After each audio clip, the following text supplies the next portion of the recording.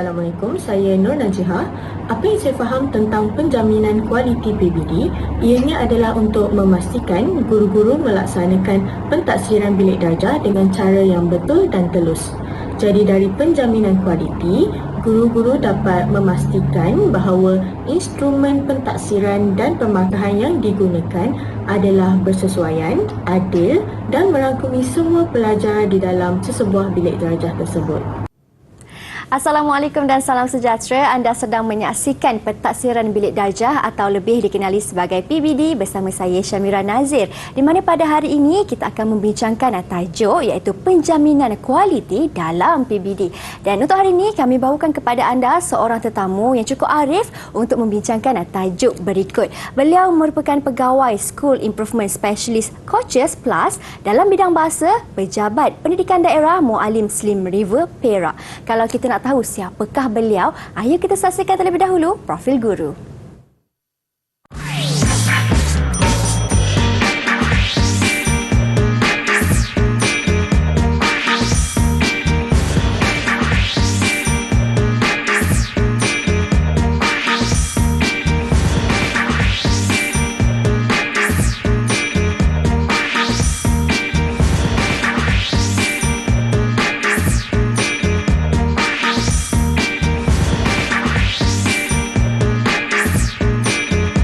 Baik, dan untuk hari ini kita bersama dengan Hajah Umar Salma binti MSM Sutandu Karunai. Beliau dari Pejabat Pendidikan Daerah Mualim Slim River Perak atau lebih mesra dengan panggilan Cikgu Salma. Assalamualaikum Cikgu. Waalaikumsalam. Sihat Cikgu? Alhamdulillah, sihat. Selamat datang ke Didik TV Cikgu.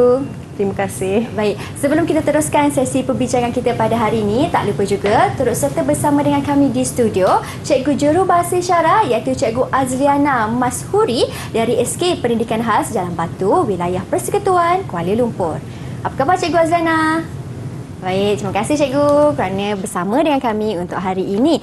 Baiklah Cikgu Salma, hari ini kita belajar ataupun kita nak membincangkan tajuknya tentang mengapa perlu penjaminan dalam PBD ini, penjaminan kualiti dalam PBD. Betul Cikgu? Ya, betul. Jadi saya kira Cikgu Salma sudah bersedia InsyaAllah dengan paparan slide untuk terangkan kepada penonton di rumah. Jadi silakan Cikgu. Okey, baik. Bismillahirrahmanirrahim. Dengan lafaz yang mulia, selawat dan salam ke atas junjungan besar kita Nabi Muhammad SAW. Luas lautan di bumi Malaysia, indah rembulan tidak terperi. Jejakku di Sri Pentas TV3 menggenggam ilmu PBD penjaminan kualiti. Baik, alhamdulillah dewasa ini dalam sistem pendidikan negara kita seringkali sebut tentang pentaksiran bilik darjah. Baik, apakah itu pentaksiran bilik darjah? Pentaksiran bilik darjah merupakan salah satu komponen akademik dalam pentaksiran berasaskan sekolah. PBD dilaksanakan ataupun pentaksiran bilik darjah dilaksanakan secara berterusan semasa pelaksanaan PDP di dalam bilik darjah. Kenapa kita perlu melaksanakan pentaksiran bilik darjah, pentaksiran di dalam bilik darjah? Sebab guru perlu mengetahui tentang perkembangan murid, tentang kemajuan murid, guru perlu mengetahui tentang kebolehan murid dan juga guru perlu mengesan tahap penguasaan murid bagi satu-satu kemahiran yang telah diajar oleh guru. Jadi salah satu, bila kita sebut tentang pentaksiran bilik darjah, salah satu aspek dalam PBD ialah penjaminan kualiti 4P. Baik, pada saya penjaminan kualiti penjaminan kualiti PBD perlu dilaksanakan di peringkat sekolah bagi memastikan maklumat pentaksiran itu tepat dan juga adil serta menunjukkan perkembangan pembelajaran bagi setiap murid. Jadi hari ini saya bawakan ataupun fokus kita pada hari ini ialah 3 subtajuk dalam penjaminan kualiti PBD, iaitu yang pertama ialah mengapakah perlu penjaminan kualiti. Yang kedua, pengoperasian 4P dalam penjaminan kualiti, dan yang ketiga ialah peranan personel-personel dalam penjaminan kualiti 4P. Baik, mohon izin untuk saya teruskan. Sepanjang pelaksanaan PBD, aspek pengukuhan penjaminan kualiti sangat penting. Ianya perlu diberi tumpuan khusus bagi memastikan seluruh proses PBD itu dapat dilaksanakan dengan baik. Jadi kalau kita lihat di sini, seperti mana saya sebut tadi, subtajuk yang pertama ialah mengapakah perlunya penjaminan kualiti di dalam bilik darjah. Baik, kita lihat dia ada 4 perkara, iaitu di mana penjaminan kualiti adalah piawaian untuk menentukan kualiti pelaksanaan PBD mengikut garis panduan yang ditetapkan. Apabila kita sebut tentang garis panduan, maksudnya penjaminan kualiti ini dia ada kriteria, ada piawaian, ada kayu ukur yang telah ditetapkan. Jadi guru-guru perlu mengetahui tentang garis panduan tersebut.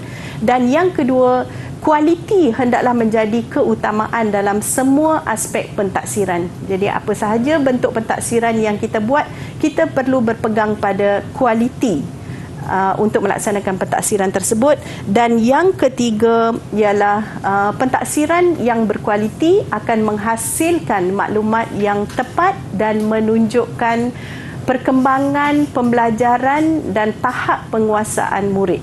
Baik, seterusnya, ketepatan maklumat membantu guru dan murid melakukan perubahan bagi tujuan meningkatkan PDP.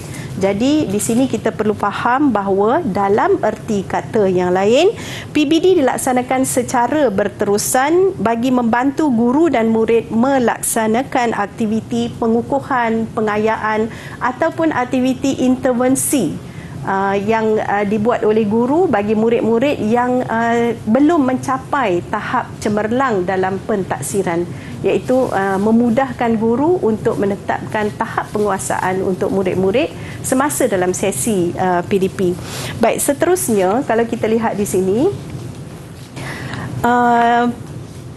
penjaminan kualiti PBD di sekolah sebenarnya diketuai oleh pengetua ataupun guru besar, iaitu akronimnya kita sebut PGB, yang melibatkan pelbagai pihak, di mana pengetua dan guru besar memainkan peranan yang penting. Apa jua perkara berkaitan dengan PBD ataupun penjaminan kualiti, ketuanya ialah pengetua dan juga guru besar, dan dibantu oleh pihak-pihak lain. Jadi kalau kita lihat pihak-pihak lain di sini ialah penolong kanan pentadbiran, penolong kanan akademik, penolong kanan HEM, penolong kanan co-curriculum, kemudian kita ada penolong kanan pendidikan khas dan juga penolong kanan petang.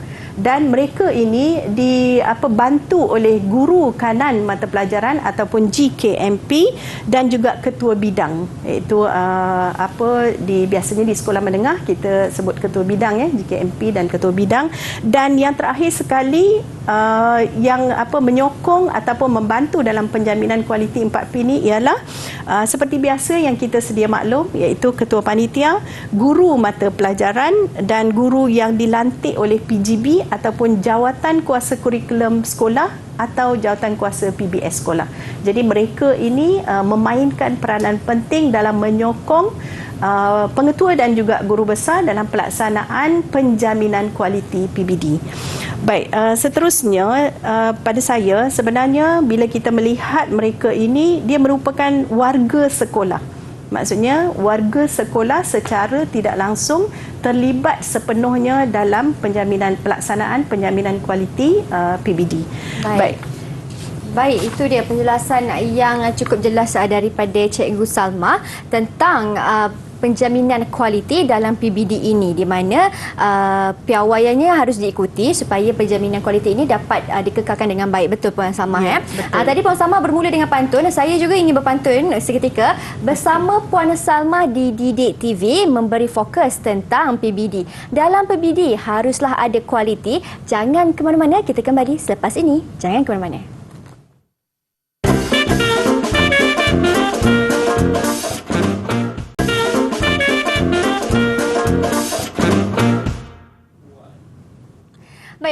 dalam Pentaksiran Bilik Darjah, kita sedang membincangkan tajuk penjaminan kualiti dalam PBD. Dan untuk segmen ini, Cikgu Salma akan terangkan pula tentang pengoperasian 4P. Apa yang dimaksudkan dengan pengoperasian 4P itu, Cikgu Salma? Okey, baik. Subtajuk yang berikutnya ialah berkaitan seperti mana pengacara kita sebut, pengoperasian penjaminan kualiti PBD dilaksanakan mengikut ketetapan sekolah melalui yang pertama ialah pementoran, yang kedua penyelarasan, yang ketiga pemantauan dan yang keempat ialah pengesanan. Baik, kalau kita lihat pada rajah yang ditunjukkan itu, pementoran bertujuan bagi membantu, memudah cara membimbing, meningkatkan pengetahuan dan kefahaman guru untuk melaksanakan PBD. Seterusnya, penyelarasan. Penyelarasan pula bertujuan untuk memastikan penetapan TP, iaitu tahap penguasaan adalah adil kepada semua murid. Dan yang berikutnya ialah pemantauan, dan pada saya pemantauan ini P yang ketiga, pemantauan sangat penting dan bertujuan untuk memastikan pelaksanaan PBD mengikut panduan yang ditetapkan. Jadi apabila kita sebut panduan di sini, kita tidak lari daripada DSKP, Dokumen Standard Kurikulum Pendidikan, di mana di dalamnya termaktub ada standard kandungan, ada standard pembelajaran dan ada juga standard prestasi. Jadi guru-guru perlu berpegang pada DSKP ini dalam usaha melaksanakan pentaksiran ini dengan cara yang adil, saksama, secara berterusan mengikut panduan yang ditetapkan. Dan P yang keempat ialah berkaitan dengan pengesanan. Baik, bila kita sebut tentang pengesanan, ia bertujuan untuk menilai kesesuaian dan juga kekuatan dan kelemahan kaedah dan juga instrumen pentaksiran yang digunakan dalam pelaksanaan PBD. Jadi bila dalam aspek P yang keempat iaitu pengesanan, bila kita sebut tentang kaedah, sebab dalam pelaksanaan PBD ini dia ada kaedah lisan, kaedah pemerhatian dan ada juga kaedah bertulis. Jadi kadang-kadang cikgu dia perlu mengesan adakah tiga-tiga kaedah ini sesuai digunakan mengikut aras keupayaan murid. Jadi sebagai guru, kaedah itu benar-benar perlu dipilih untuk mengukur apa yang sepatutnya dinilai di dalam PDP ataupun di dalam bilik darjah. Jadi itu merupakan pengoperasian penjaminan kualiti PBD 4P. Dan sekarang ni saya masuk satu persatu secara terperinci. Baik, bila kita sebut tentang pementoran. Baik, mari kita lihat secara terperinci tentang yang 4P tersebut, iaitu pementoran, di mana pementoran dalam konteks PBD adalah satu proses yang dijalankan untuk penjaminan kualiti bagi membantu, memudah cara, membimbing dan meningkatkan pengetahuan dan kefahaman guru untuk melaksanakan PBD mengikut prosedur dan juga garis panduan yang ditetapkan. Kemudian aktiviti pementoran dijalankan, dia boleh sebelum, semasa dan atau selepas pelaksanaan proses PBD. Dan seterusnya kalau kita lihat di sini, siapakah orang penting dalam pementoran ini, iaitu para pentadbir. Bila kita sebut para pentadbir, merujuk kepada pengetua dan guru besar, penolong kanan, guru kanan mata pelajaran dan juga ketua bidang. Hendaklah membantu, menyokong serta membimbing guru bagi meningkatkan pengetahuan dan kefahaman guru dalam melaksanakan PBD secara berterusan. Sebab mereka ini merupakan tulang belakang ataupun orang utama yang perlu memastikan cikgu-cikgu melaksanakan PBD itu secara berterusan. Itu adalah kata kuncinya. Sebab PBD bukan kita masuk kelas, kita mengajar, kita menilai satu kemahiran dan terusnya kita tak beri peluang kepada murid itu untuk memperbaiki TP-TP yang mereka perolehi. Dan berikutnya ialah ketua panitia. iaitu ketua panitia perlu membimbing serta membantu ahli panitia bagi meningkatkan kefahaman dan kualiti pelaksanaan PBD dari semasa ke semasa melalui professional learning community. Sebab PLC ini perlu dibudayakan dalam penjaminan kualiti PBD. Seterusnya melalui taklimat serta latihan dalaman, boleh juga dibuat secara peer coaching atau menjalankan kajian tindakan terhadap kaedah pentaksiran dalam pelaksanaan PBD. Baik, seterusnya kalau kita lihat di sini, bila kita sebut tentang garis panduan, saya sentiasa menekankan jangan kita tinggalkan di SKP kita, Dokumen Standard Kurikulum Pendidikan, sebab di dalam di SKP itu terdapat pelbagai rujukan yang perlu cikgu ikut. Baik, seterusnya para pentadbir hendaklah membantu. Seterusnya pada saya kita masuk kepada P yang kedua, iaitu pengesanan. Baik, untuk pengesanan, objektif utama ialah satu proses penjaminan kualiti bagi memastikan kaedah instrumen pentaksiran yang digunakan sesuai dengan tujuan pentaksiran. Sebab kita ada tujuan tertentu, tertentu untuk pentaksiran, jadi kita perlu sesuaikan dengan instrumen yang kita bina. Dan berikutnya, pengesanan dijalankan bagi menilai kesesuaian, kekuatan dan juga kelemahan. Dan juga kelemahan kaedah dan instrumen pentaksiran yang digunakan dalam pelaksanaan PBD untuk mendapatkan maklumat tentang penguasaan murid, iaitu penguasaan TP. Dan berikutnya kalau kita lihat untuk pengesanan ini, guru mata pelajaran perlu memastikan kaedah dan instrumen pentaksiran yang digunakan bersesuaian dan menepati. Dia ada 3, iaitu yang saya sebut tadi, standard kandungan, standard pembelajaran dalam dokumen standard kurikulum dan juga pentaksiran. Kita perlu pegang pada itu, dan juga tahap keupayaan dan keperluan murid, tahap penguasaan murid yang disenaraikan dalam DSKP. Baik, seterusnya kita lihat kepada pemantauan, iaitu P yang ketiga, berkaitan dengan pemantauan, di mana objektifnya satu proses penjaminan kualiti untuk memastikan pelaksanaan PBD mengikut panduan yang ditetapkan. Aktiviti pemantauan boleh dilaksanakan sepanjang pelaksanaan PDP. Maksudnya dia bukan dalam PDP tu bukan masuk kita buat set induksi dan kita rasa selesai. Sebenarnya dia adalah sepanjang proses PDP.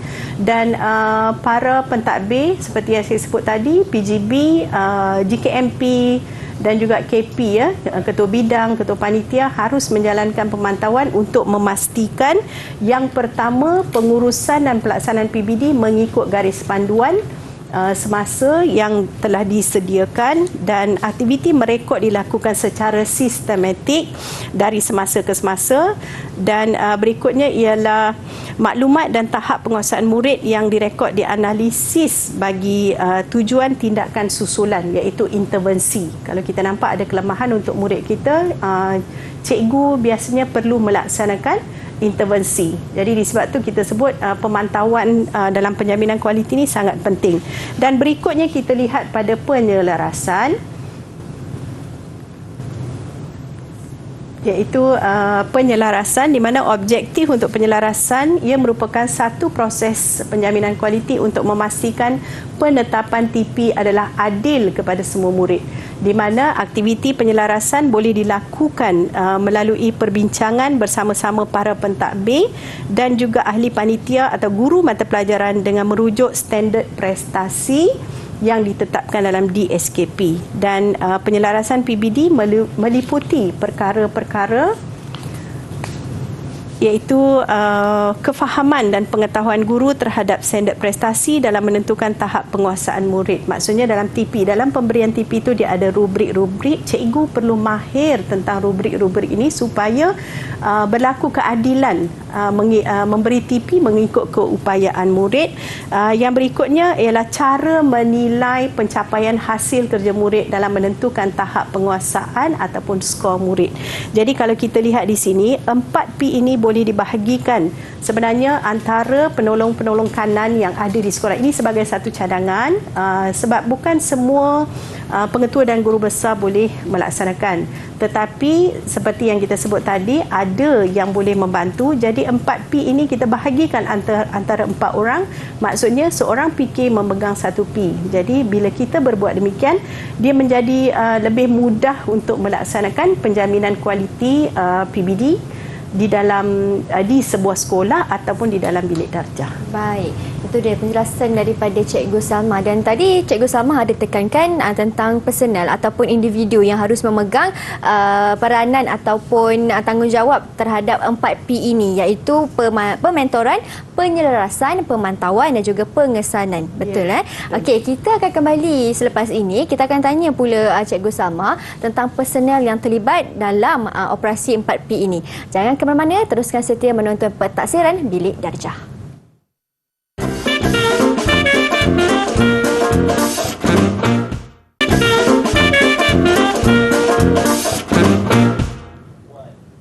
Baik, kembali kita di Pentaksiran Bilik Darjah atau lebih dikenali sebagai PBD, di mana pada hari ini kita membincangkan tajuknya ialah penjaminan kualiti dalam PBD. Dan di segmen ini Cikgu Salma akan terangkan pula tentang personal ataupun individu yang terlibat dalam operasi 4P. Jadi bagaimana ataupun siapakah personal untuk penjaminan kualiti ini, Cikgu Salma? Okey, baik. Untuk segmen yang ketiga ni dalam penjaminan kualiti ialah peranan personal penjaminan kualiti, di mana saya teruskan sebab setiap personal memainkan peranan yang penting dan mempunyai tanggungjawab masing-masing dalam melaksanakan penjaminan kualiti PBD. Jadi kalau kita lihat tanggungjawab PGB, pengetua guru besar ataupun PKP, iaitu barisan pentadbir, kalau kita lihat di sini, mereka perlu memahami konsep, kepentingan dan juga pelaksanaan PBD. Seterusnya, mereka perlu memimpin dan membimbing guru dalam melaksanakan PBD. Dan yang ketiga, mengeluarkan arahan di peringkat sekolah bagi pelaksanaan PBD, di mana penjaminan kualiti PBD ini bukan kita boleh laksanakan begitu saja. Dia perlu ada arahan-arahan surat daripada pengetua dan juga guru besar. Seterusnya, mempengerusikan mesyuarat penyelarasan PBD.